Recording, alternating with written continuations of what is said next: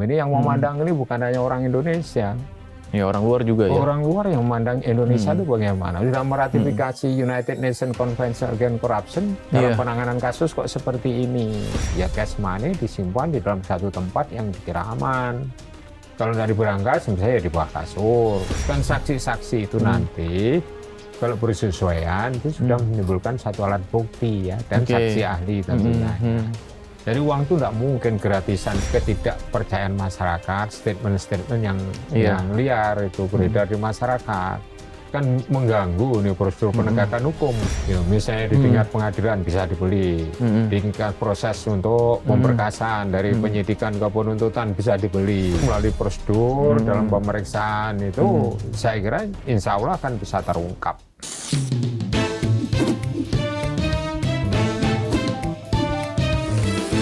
To the point aja.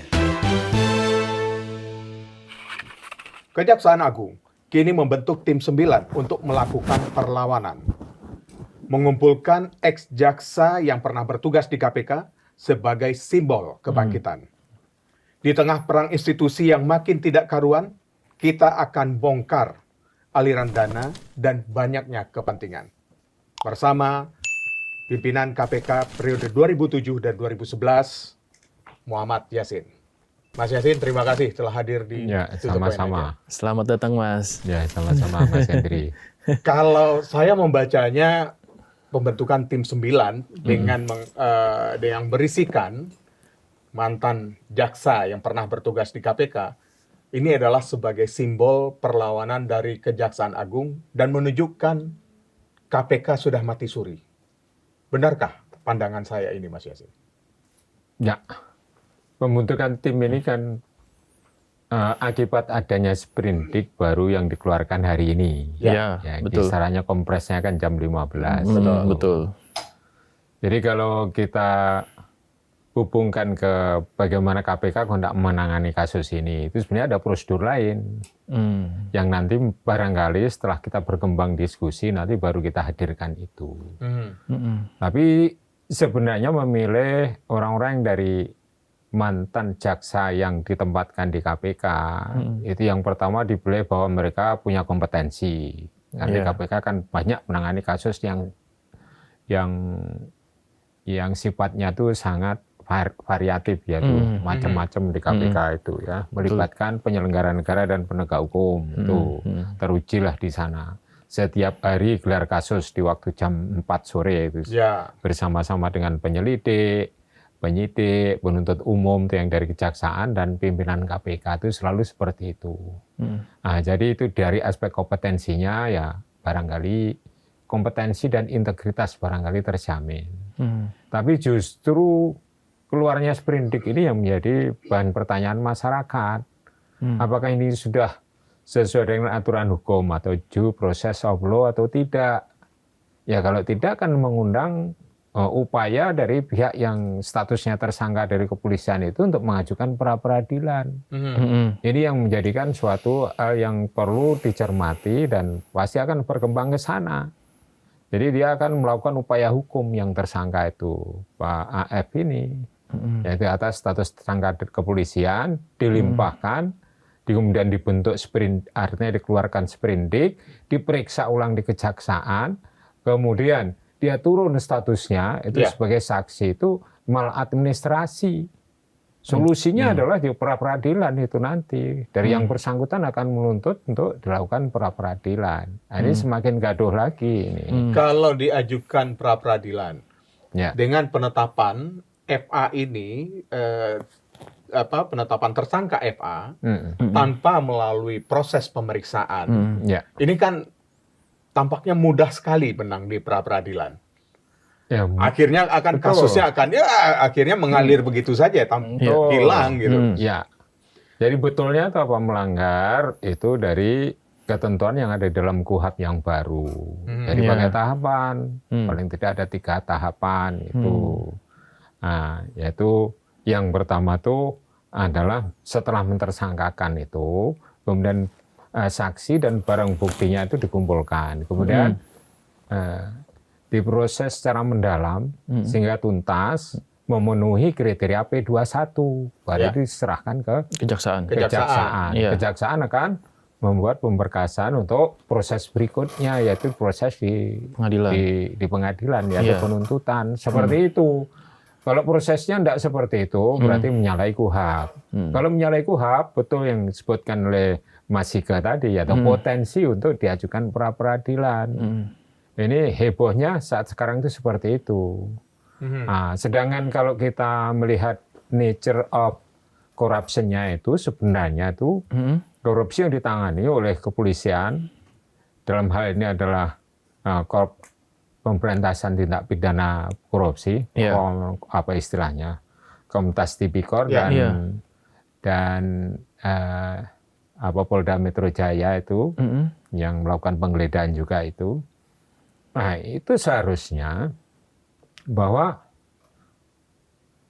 penanganan kasus itu tidak ada unsur yang di dalamnya itu adalah ada korupsinya. Sementara ditanganin kasusnya dicegat di kejaksaan bahwa ada uang yang mengalir diduga itu adalah untuk kepentingan itu. Oke. Kepentingan apa? Kepentingan meringankan kasus-kasus yang sedang ditangani oleh Polri itu yang akan nantinya akan diserahkan kepada kejaksaan setelah P21. Ya. Iya. Dengan diijon dulu dugaannya ya diijon dulu dengan uang dan emas yang demikian banyaknya itu. Artinya apa? Memenuhi kriteria pasal 10A Undang-Undang KPK, Undang-Undang nomor 19 tahun 2019 tentang ya perubahan 2 kali tentang KPK itu ya, seperti itu. Memenuhi itu, item 4-nya itu apabila kasus korupsi itu ya ditanangi atau penanganannya mengandung unsur korupsi di dalamnya. Ini kan korupsi antar penegak hukum. Iya. Ya, betul. Nah, sedangkan pengeluaran sprindik ini adalah hanya didasarkan nota sepakatan. Apakah nota kesepakatan itu mengalahkan peraturan perundangan yang dalam hal ini adalah KUHAP? KUHAP. Iya. Nah, ini menjadi pertanyaan banyak orang ini. Nah, bila semakin tidak pasti ini, kita ini kan mengharapkan masyarakat itu agar penegakan hukum itu dijalankan secara prosedur hukum yang benar, due process of law. Kemudian juga ada kepastian hukum. Kepastian hukum itu adalah compliant to the law. Compliant to the law itu apa? Ya, harus tunduk pada undang-undang kepolisian, undang-undang kejaksaan, undang-undang tentang KPK dan KUHAP tadi, dan KUHP yang baru, Undang-Undang nomor 1 tahun 2003 KUHP. Ya. Nah, itu diwujudkan dalam KUHAP itu acara pidananya. Ya. Nah, ini kalau sudah melanggar aturan hukum itu, tidak ada aturan itu yang artinya itu proses penyidikan diserahkan sebelum matang ke penyidik kejaksaan. Itu sudah tidak benar itu, maladministration atau Iya. Artinya dengan membentuk tim melanggar. 9 yang berisikan mantan jaksa yang pernah, saya menyebutnya pernah bertugas di KPK. Karena asumsi saya mereka masih aktif semua. Ya, itu nothing to do dengan prosedur hukum yang seharusnya dilalui. Oke. Artinya itu hal yang terpisah. Oke lah, membentuk tim ini oke-oke saja. Iya. Tapi prosedur hukum silahkan diikuti. Jangan hanya mengalahkan. Atau jangan-jangan supaya jangan kasus ini diambil alih KPK nih, Mas.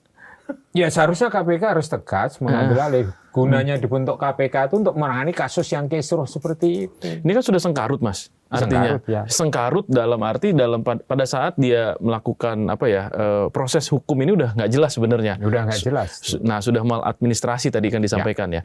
Nah, ini kalau menurut Mas Yasin sendiri apa yang harus dilakukan sebenarnya saat ini gitu? Karena ini kan akan bergulir terus kasusnya kan, bergulir terus. Kemudian nanti tadi Bang Ike bilang kemungkinan akan ada pra-peradilan yang mungkin menguntungkan juga buat tersangkanya gitu karena kondisi yang tidak ideal ini gitu. Nah, mengembalikan itu ke posisi normalnya, ini harusnya yang gerakin siapa, Mas?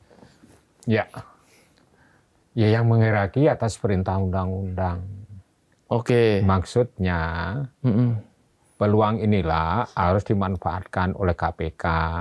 Jangan ewo pakewo. Jangan merasa terlalu dini. Penyampaian dari KPK kan terlalu dini, kan harus ada analisis, kan seperti itu. Kalau analisis itu adalah perdebatan ya. Kalau saya tadi nyebut poin 4 dari Undang-Undang 19 tahun 2019 pasal 10A tadi poin 4 itu sudah jelas bahwa ini penanganan kasus korupsi dalam penanganannya atau dalam prosesnya itu adalah mengandung unsur korupsi. Dan jadi penanganan kasus korupsi ini banyak campur tangan. Ini kan ada beberapa pendapat yang diadopsi oleh kejaksaan sehingga mengeluarkan sprindik ini. Baru, ya. Asumsinya ya. Ini kan perlu harus dibuktikan seperti itu. Jadi kalau Mas Hendri tadi itu mengatakan gimana nih ke depannya, ya paling tepat KPK harus mengambil alih kasus itu. Bukan karena saya berasal dari mantan KPK, bukan ya. Ini sesuai dengan aturan hukumnya. Bahwa KPK lah yang harus menangani kasus ini agar tidak timbul kisruh atau perdebatan ya, masyarakat. Nih, bisa langsung KPK mengambil alih ini atau harus menunggu petunjuk atau arahan dari presiden dulu, sama seperti kasus cicak buaya dulu. KPK itu tunduknya kepada aturan perundangan. Kalau laporan pertanggungjawaban atas kinerja KPK dan penggunaan uang itu ke pemerintah, presiden sebagai kepala negara. Jadi bukan di bawah struktur organisasi pemerintahan presiden KPK ini. Makanya dia adalah lembaga negara, walaupun di dalam undang-undangnya disebutkan adalah di bawah lingkup eksekutif. Tapi tidak menghilangkan independen dan tidak menghilangkan bahwa lembaga itu adalah lembaga negara. Jadi dia yang tunduk adalah dia itu bertanggung jawab kepada publik, kepada masyarakat, dan dalam menjalankan tugas dan fungsinya itu harus berdasarkan atas aturan perundangan yang berlaku. Itu loh, makanya harus mengambil alih itu. Alasannya apa? Sah, sangat sah. Saya tambahkan sangat sah. Itu sah berarti ya? Iya, sangat sah untuk mengambil alih itu. Nah, dengan pertimbangan apa ya? Pertimbangan hukum. Hukumnya mana ya? Pasal 10A itu. Ya, artinya kita bisa bertumbuh pada KPK untuk meluruskan sengkarut yang terjadi di diambil kasus alih hukum saja, ini. Dinyatakan diambil alih, yaitu tetap koordinasi. Idealnya memang kasus korupsi ini sebelum diambil alih itu ada koordinasi dan supervisi. Betul. Ya, betul. Koordinasi, supervisi berujung pada pengambil alihan. Daripada ini jadi sengkarut tadi perdebatan kemana-mana sah atau tidaknya penanganan ini, menerbitkan sprindik, akhirnya yang bersangkutan turun, itu statusnya sebagai saksi. Nah, ini potensi untuk diajukan ke pra-peradilan itu cukup tinggi ini. Ini Indonesia ini harus mengacu kepada law certainty lah, kepastian hukum. Ini yang memandang ini bukan hanya orang Indonesia. Ya, orang luar juga ya. Orang luar yang memandang Indonesia itu bagaimana? Sudah meratifikasi United Nations Convention Against Corruption dalam penanganan kasus kok seperti ini. Itu tidak berkepastian hukum. Itu harus ya kita sarankan kepada KPK itu untuk mengambil alih sesuai dengan kapasitas dia yang secara sah boleh mengambil kasus itu untuk ditangani. Sehingga apa kalau diambil oleh KPK apa pasti itu akan berhasil ya. Paling tidak itu dari konflik of interest-nya tidak ada. Ya, betul. Konflik of yang interest pertama adalah konflik interest, yang kedua independensi. Jadi dia tidak bisa dipengaruhi dari mana-mana KPK itu. Dan nantinya KPK dengan menunjukkan dengan transparansi penegakan hukumnya. Penegakan hukum. Itu selesai. Tapi kalau diambil alih sama KPK, apakah pra-peradilan bisa tetap berjalan, Mas? Diambil alih nih misalnya sama KPK nih, kasus ini. Pra-peradilannya tetap berjalan bisa atau enggak? Bisa saja, tapi kan bisa ditersangkakan kembali. KPK itu mengalami hal seperti itu sering kali. Misalnya Ketua DPR, Setia Novanto ya, pra-peradilan menang, tersangkakan lagi. Kita kan yakin karena prosedur hukum yang diikuti oleh KPK itu sudah jelas. Sudah istilahnya due process of the law. Gitu Bang Eke dan Bang Hendri. Gitu. Sekarang kita ngelihat ke arah semacam perseteruan yang ramai diperbincangkan masyarakat, Mas Yasin. Betul. Dan saya mengenal Mas Yasin adalah sebagai seorang akuntan forensik. Yang memang punya latar belakang akuntansi kan ya Mas ya. Nah kalau melihat pertimbangan perang institusi ini, tampaknya kalau publik membacanya kan adalah perang institusi, perang di Polri dan perang di Kejaksaan, saling ciduk pimpinan mereka sehingga itu munculkan perang antar institusi ini. Kalau melihat tampaknya seolah-olah perebutan kasus dugaan korupsi yang sangat besar ini, yang melibatkan pejabat-pejabat di kedua institusi ini, bagaimana seharusnya kita bisa melihat aliran dana? Kan kalau kita mengacu dalam hal TPPU atau korupsi itu kan follow the money selalu mengacu konsepnya. Bagaimana Mas Yasin melihat supaya ini benar-benar terbuka? Apalagi tersangka jaksa Febri, mantan Jampitsus Febri Adriansra itu pernah menyebut uang yang ditemukan di rumahnya di Sentul bukan punya, ada yang punya katanya. Bukan punya dia. Ya, begini ya. Follow the money itu apabila yang memantau adalah PPATK. PPATK diminta atau tidak diminta lapor kepada APH. Yakni kepolisian, kejaksaan, dan KPK. Ya, tiga-tiganya itu. Kemudian yang tidak melalui financial institution, banking or non-banking, itu kita harus apresiasi kepada Kompas Tipikor, Polri. Dia mengikuti kemana-mana. Nah, ada dugaan itu juga disisipkan ke money changer, kemudian juga ada di kafe. Itu luar biasa, kita apresiasi ya. Di samping yang di rumahnya yang ada berangkasnya itu. Betul. Artinya follow the money, by istilahnya tidak by financial institution, karena uangnya pernah ditaruh dan ditransfer melalui banking atau non financial institution tadi, non banking ya. Ini kita apresiasi. Itu cara-cara yang bagus bagi mereka yang bisa mentelusuri dugaan-dugaan kecurigaan apabila bertemu di mana misalnya. Di kafe diikuti kan seperti itu tuh bagus. Cara-cara KPK juga seperti itu bila ingin mendapatkan informasi yang tidak hanya sekedar berasal dari PPATK atau dari informan handling yang lain ya, itu bisa saja dengan cara-cara seperti itu. Kita apresiasi itu. Tapi dugaannya itu kan yang mengerucut kepada kasus yang sedang ditangani oleh Polri, Kompas Tipikor.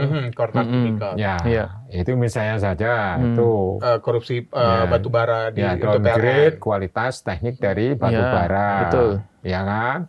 Di samping itu juga volume dari penyetoran batubara. Ini kan menimbulkan itu. Sehingga untuk mengamankan tidak di Polri-nya tapi di kejaksaan pada saat nanti di proses hukum untuk penuntutannya. Itu luar biasa ini. Jadi kalau menurut saya ini kasus korupsinya itu an extraordinary crime betul ini. Luar biasa. Di Ijon tadi yang Mas bilang itu.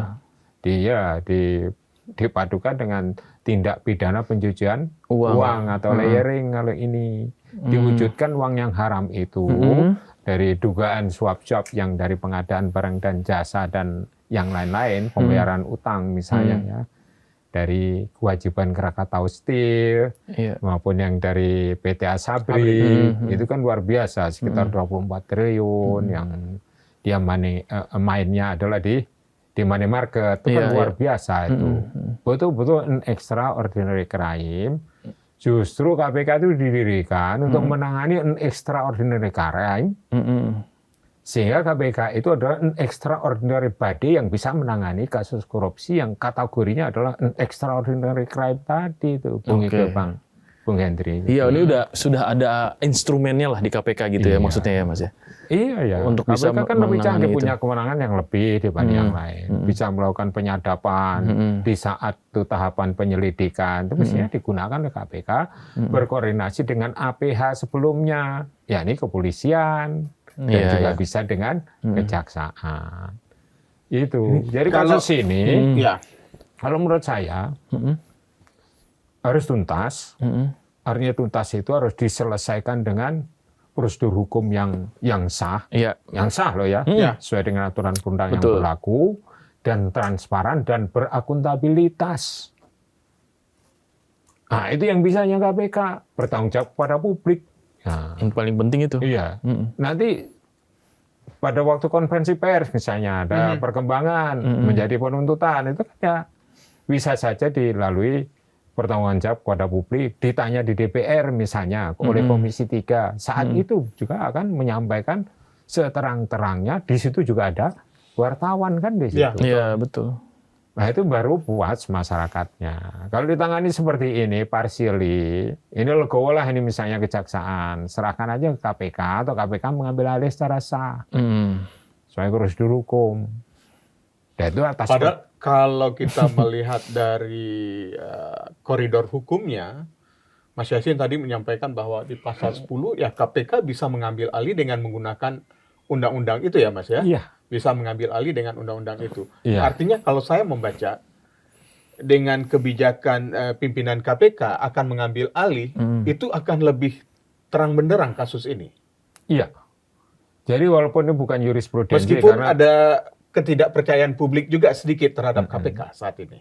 sebagai dasar acuan, walaupun tidak bisa dikatakan sebagai jurisprudensi, karena kan tidak diputuskan oleh hakim. Ya. Jadi kasus-kasus yang ditangani sebelumnya oleh kejaksaan, kemudian diambil alih oleh KPK dengan alasan-alasan seperti kriteria yang ada di dalam pasal 10A itu sudah pernah dilakukan pada saat pasal di aturan 10A itu ada di pasal 9 Undang-Undang 30 tahun 2002. Ya, yaitu apabila kasus korupsi ditangani, di dalamnya ada unsur korupsi. Apabila kasus korupsi ditangani berlarut-larut tanpa alasan yang jelas. Nah, itu sudah diambil itu kasus misalnya kasus korupsi mengenai renovasi Wisma di Kedutaan Besar Singapura. Duta Besar Singapurnya kena, kemudian Duta Besar Amerika yang pada saat peristiwa tempus delictinya dia sebagai sekjen di Kementerian Luar Negeri kena juga. Terus kasus juga nih pengambil alihan dari KPK, kasus yang diproses oleh Kejaksaan dan POM TNI yang pengadaan helikopter itu kisarannya tahun 2019 lah katakanlah. Kalau yang tadi pengambilan alihan yang satunya itu tahun 2008 di masa kami itu. Itu sudah ada tuh aturan yang bisa menjadi acuan untuk melaksanakan pengambil alihan kasus ini kalau sekarang berdasarkan pasal 10A Undang-Undang Nomor 19 tahun 2019 gitu loh. Bukan karena saya ulang lagi ya, bukan karena saya dari KPK atau kemudian tapi memang ada undang-undangnya. Tapi tidak nih. Bila kita mempertimbangkan aspek hukumnya itulah yang paling pas yang tidak ada sanggahan dari masyarakat karena memang sudah menjadi kewenangannya. Jangan KPU, jangan merasa terlalu dini. Kalau dianalisis kasus korupsinya itu mengandung unsur korupsi itu. Item 4 itu sudah masuk dalam pasal 10A. Ini menarik sih sebenarnya ya, Mbak. Kita menyadari bahwa yang menjadi permasalahan. Betul. Ya. Dan kita juga melihat bahwa memang ini kasus yang extraordinary tadi yang disampaikan karena dilakukan juga oleh penegak hukum. Nah, ini dan high ranking official dan high ranking official dia mantan Jampitsus, ya kan? Dan sebenarnya kan Mas Yasin juga pasti pengalaman juga nih Mas melihat banyak sekali kasus-kasus korupsi dan penanganannya. Nah kalau dilihat sebenarnya kalau koruptor-koruptor kayak gini Mas, nyimpan uangnya tuh gimana cara sih Mas?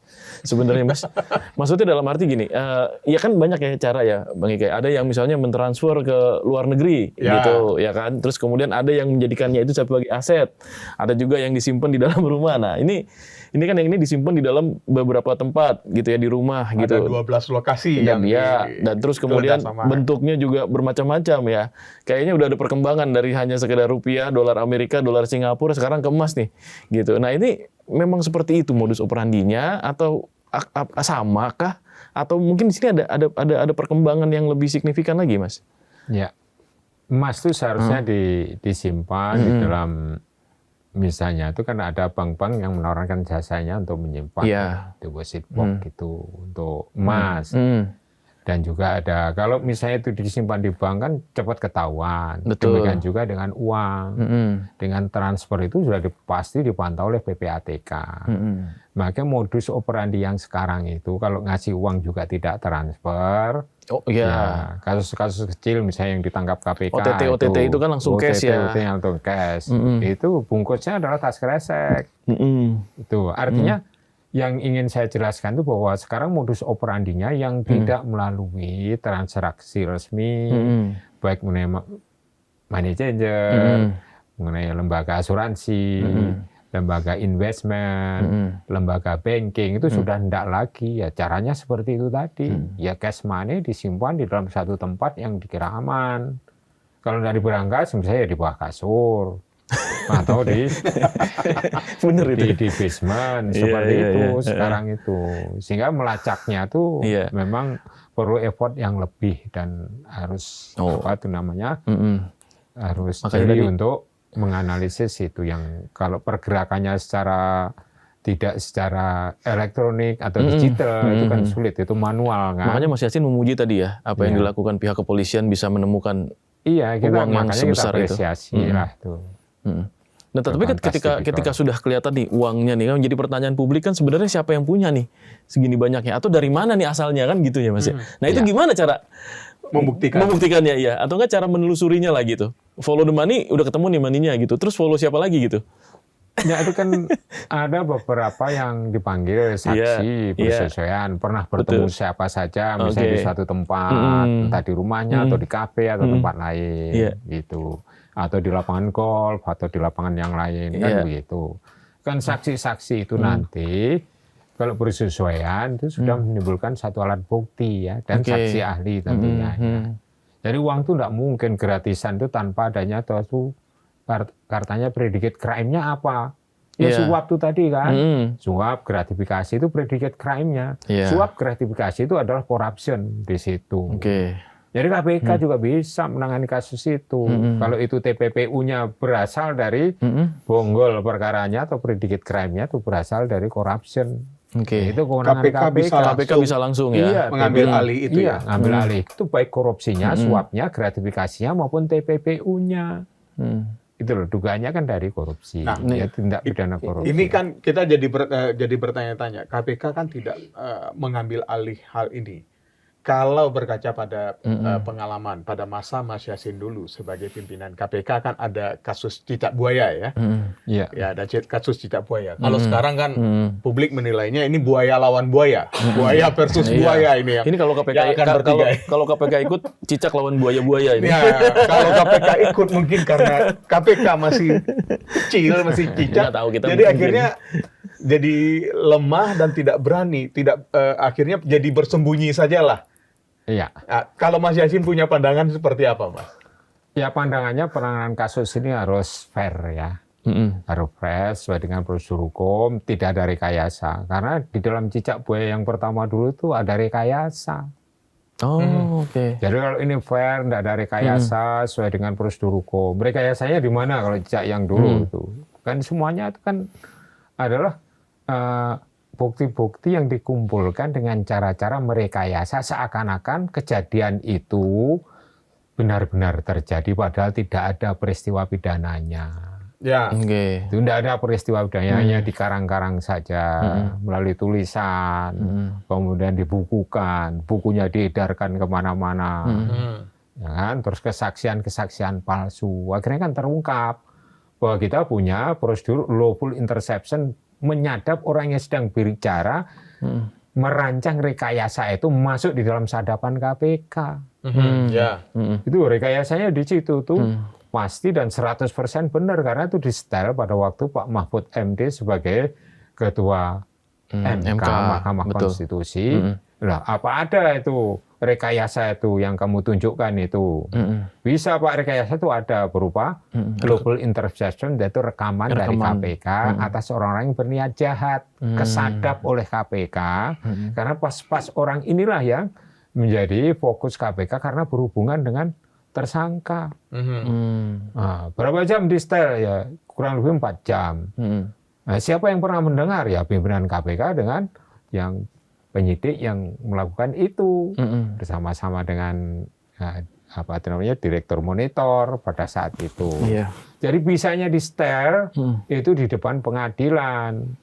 Nah, ini berhubung nih kami mengajukan judicial review tentang pasal 32 huruf C. Ini kita harap ini bisa di setel dalam pengadilan MK itu atas gugatan judicial review ini. Di setelah di situ. Maka ketahuilah itu bahwa kasus itu adalah kasus rekayasa. Itu loh. Jadi kalau kasus ini, kasus besar, harus transparan, nanti tidak ada rekayasa, harus ditempuh dengan suatu proses hukum sesuai dengan prosedur hukum, berdasarkan aturan perundangan yang berlaku, kemudian juga berakuntabilitas dan ada asas transparansi itu. Asas-asas yang ada di KPK itulah yang harus dipakai ya. Ya, Tapi asas kepastian hukum. Asas kepastian hukum. Ya. Tapi kan akhirnya kalau kita lihat KPK juga tidak bergerak langsung untuk mengambil alih.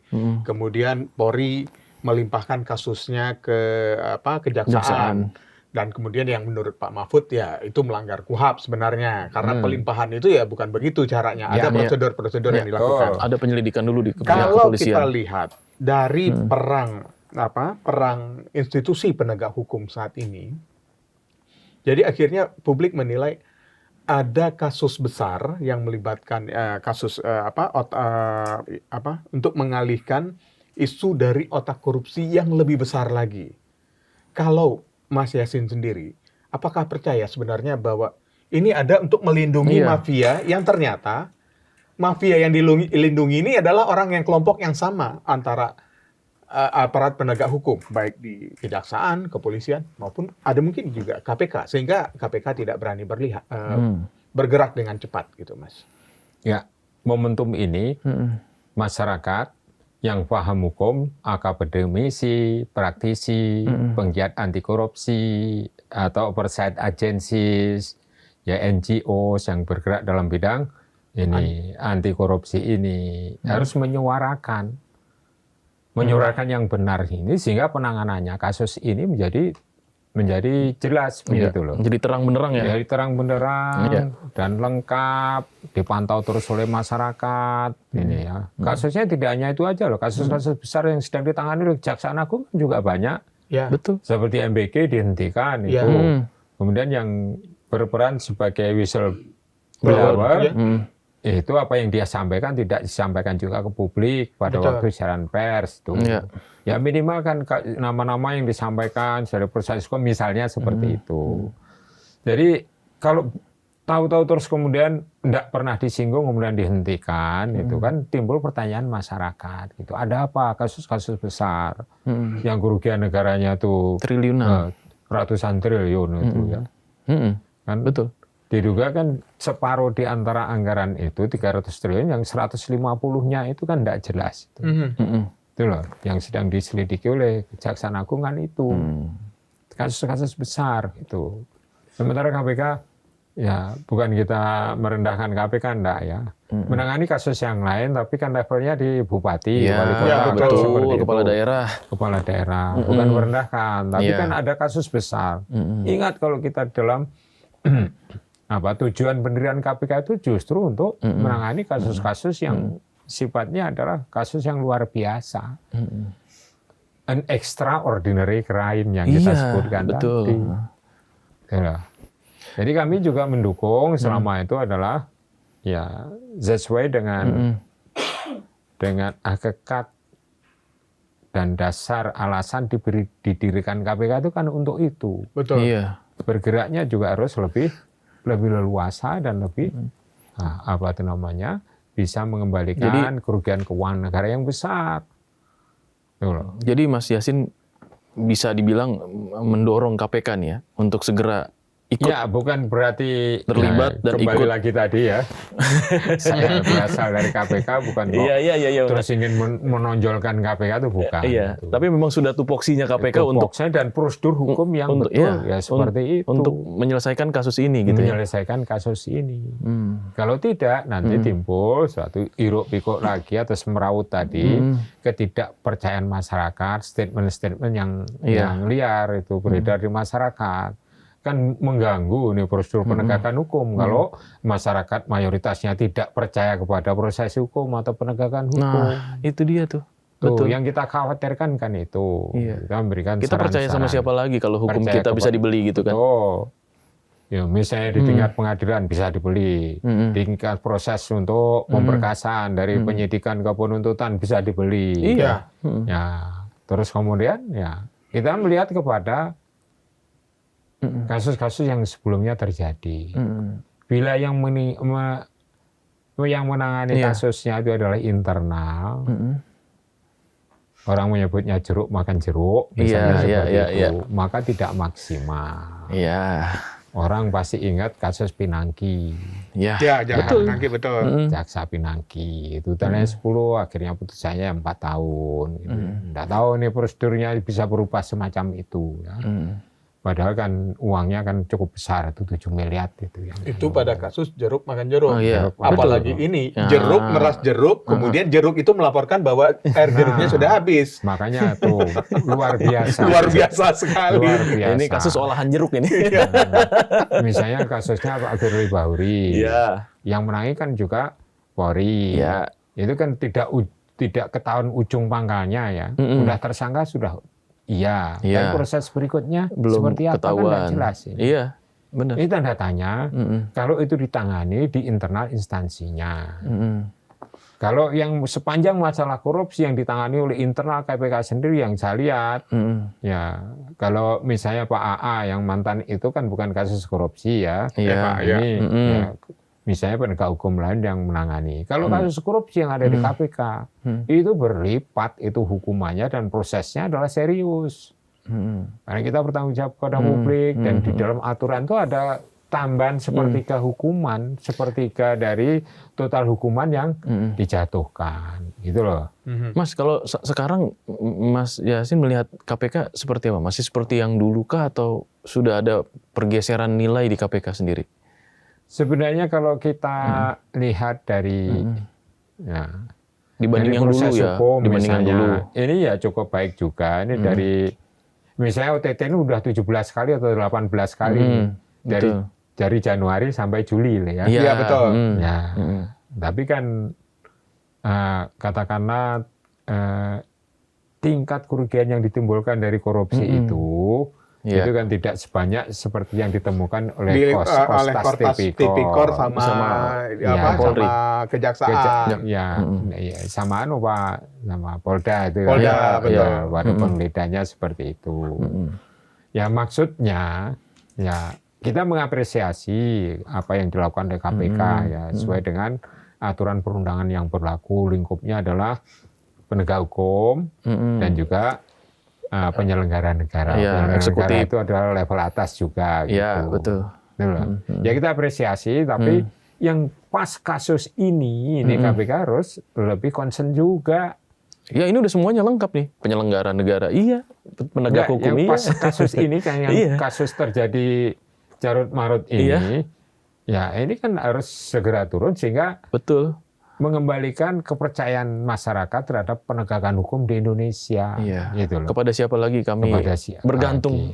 Ya, yang lain harus artinya harus mentaati hukum, itu sesuai dengan prosedur hukum kok, bukan ngawur KPK mengambil alihnya seperti itu.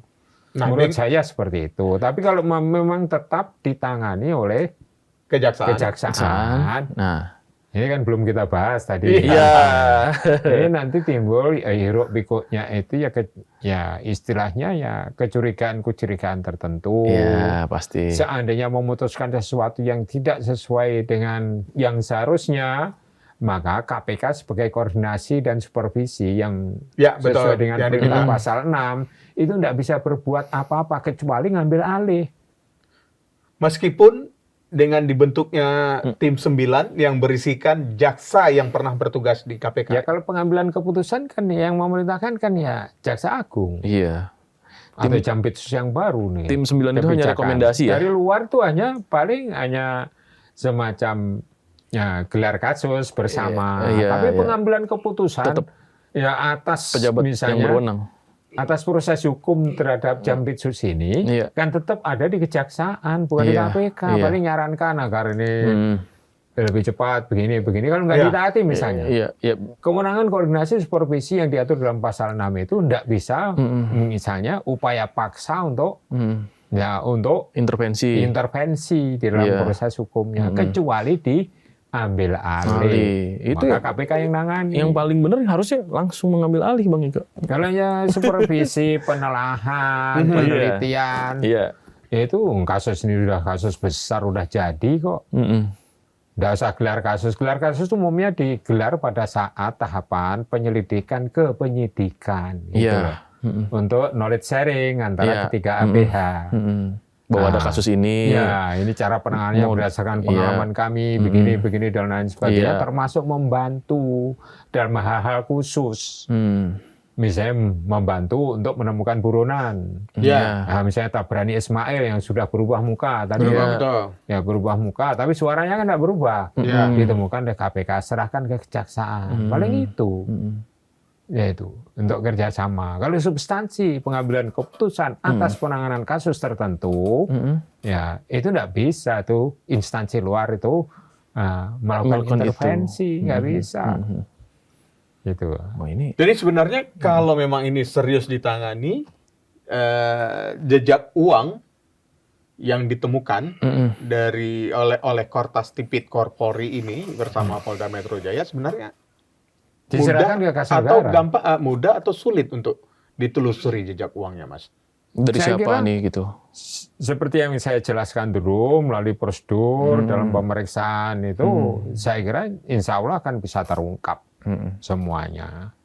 Nggak mungkin ujuk-ujuk tuh uang itu Ada di situ mengalir ya? sendiri ke brankas atau Iya, emas iya. itu nggak ada yang ngangkat itu masuk ke dalam brankas itu nggak mungkin. Jadi pasti ada ya orang yang mengetahui hal itu. Nah, saksi-saksi nanti kan penegak hukum yang dalam hal ini adalah yang pada waktu itu adalah Polri ya. Misalnya tuntasnya sampai P21 baru diserahkan ke kejaksaan, itu baru betul gitu loh. Iya. Dan kita Bukan- juga harus mengharapkan 15 saksi kalau menurut Kortas Tipikor sudah Ya. memeriksa 15 saksi, berkas pemeriksaan 15 saksi ini juga ikut serta diserahkan juga gitu harusnya ya Mas. Iya, enggak. Ya, misalnya udah diserahkan tapi harus mempunyai status lengkap Sebagai atau apa? P21. Iya. Oke. Apakah sebagai tersangka atau Iya. Dan tersangkanya saksi? sudah diperiksa oleh Iya. oleh Polri Iya, pada iya, saat iya. itu. Artinya gini Mas, artinya Ya bukan sekarang ini masih mentah serahkan ke kejaksaan. Iya, Kejaksaan mengeluarkan sprindik ini jadi perdebatan hukum kalau yang Iya seperti sih, ini. betul. Ya artinya bisa dibilang ya ex Jampitsus ini ya, itu hanya pion aja gitu ya. Sebenarnya ini kalau misalnya diselidiki serius oleh pihak kepolisian, Ya oleh penyidik, kemana-mana, ya kan, akhirnya kan Dugaan, kemana-mana. ya. Artinya akan ada tersangka-tersangka lain kan, selain dia, Ya, gitu kan? Kalau dia tuh bisa 450 miliar ambil setengah triliun, Iya. ya mungkin yang lain-lain Akan Ya, lebih besar akan lebih nilainya. banyak. Jangan-jangan Pelaku. emasnya sampai 100 kilo ya. ya, Nah. pelaku utamanya itu kan belum ketahuan gitu.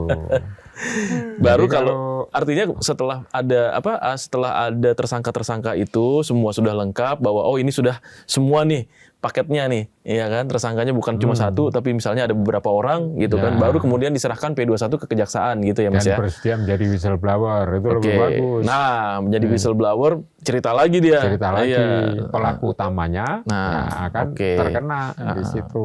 Ini artinya penyelidikan belum mateng, udah diserahkan. Diserahkan. Itu Gitu. jadi pertanyaan yang menimbulkan ketidakpercayaan masyarakat terhadap proses hukum yang ada di Indonesia.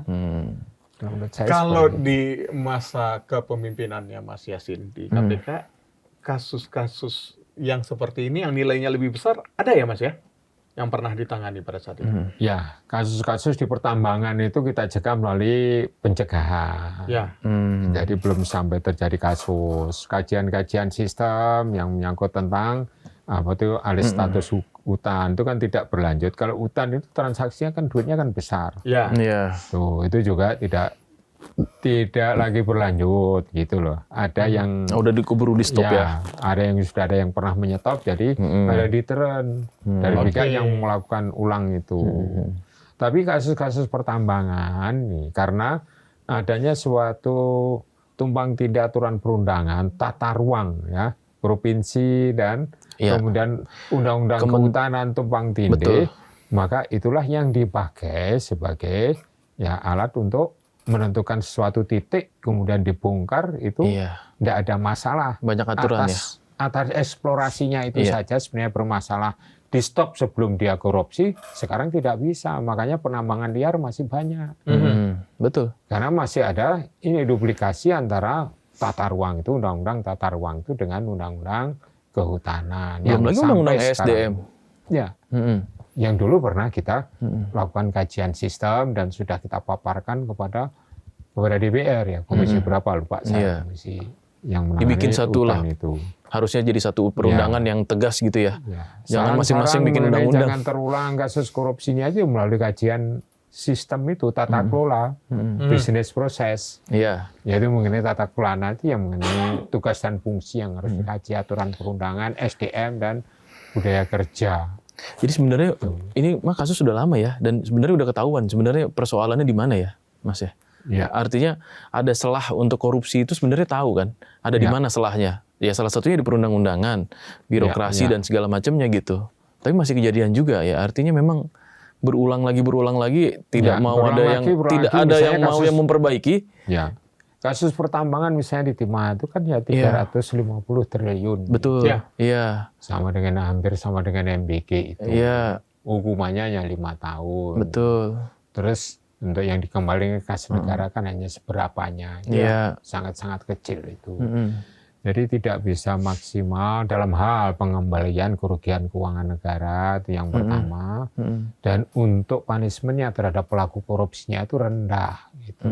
Dibandingkan dengan apa perbuatan yang merugikan sampai ratusan triliun itu. Betul. Kok sama dengan yang mencuri motor? Yang mencuri motor hukumannya. Iya. Misalnya seperti itu. Betul. Ini kan melukai rasa keadilan masyarakat. Seperti itu. Kalau Terakhir, menurut pendapat saya, Terakhir Mas Yasin, kasus ini apakah Mas Yasin yakin bisa terungkap dengan jelas dan penegakan hukumnya juga transparan? Atau sepanjang proses penanganannya itu tidak mengikuti atau tidak taat pada alur proses hukum, ya didasarkan atas aturan perundangan yang berlaku yakni KUHAP, due process of law-nya juga tidak pas sesuai dengan urut-urutan atau tahapan dalam KUHAP, dan ada lembaga penegak hukum yang lain diam saja walaupun dia punya kewenangan, maka saya menilainya untuk sementara, mudah-mudahan tidak terjadi ya. Hiruk pikuknya itu akan berkepanjangan ini. Hiruk pikuknya akan berkepanjangan, karena ada pra-peradilan juga kan. Jadi suara-suara ketidakpercayaan masyarakat ini menurut dugaan saya, mudah-mudahan tidak benar ya. Ini akan semakin mencuat dan mengganggu lah, ya mengganggu apa itu namanya ya, kedamaian hidup bangsa Indonesia ini. Stabilitas bangsa ini. Baik, kalau gitu. Terima kasih Mas Yasin telah hadir di Tutup Poin aja. Terima kasih kembali. Sobat Sindo, hukum kita sedang dijajah oleh kepentingan para elit. Saat aliran dana korupsi menyeret nama-nama yang sulit. KPK harus bangkit dan berhenti menjadi alat yang pelik. Saya Ike Kesuma. Dan saya Andri Susanto. Sampai jumpa.